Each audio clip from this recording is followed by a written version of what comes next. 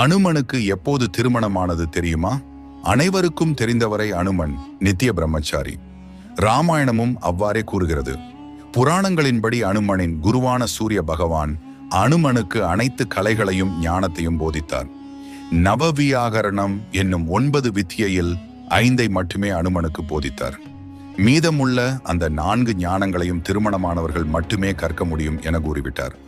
அனுமன் பிரம்மச்சாரி என்பதால் மீதமுள்ள 4 வித்தியையை கற்கியலாமல் இக்கட்டான நிலைக்கு ஆளாக்கப்பட்டார். எந்த பெண்ணை திருமணம் செய்வது, சரியான பெண்ணை எப்படி தேர்வு செய்வது என்பது அனுமனுக்கு மிகப்பெரிய பிரச்சனையாக இருந்தது. ஒரு பெண்ணை மணந்து தனது வாழ்க்கையை தொடங்குவது சாத்தியமில்லை என அனுமன் எண்ணினார். அதனால் ஒரு துறவியான பெண்ணை திருமணம் செய்து கொள்ளுமாறு சூரிய பகவானும் முன்மொழிந்தார். இதனால் சூரிய பகவானே தன்னுடைய மகள் சுவர்சலாவையே அனுமனுக்கு திருமணம் செய்து வைப்பதாக கூறினார்.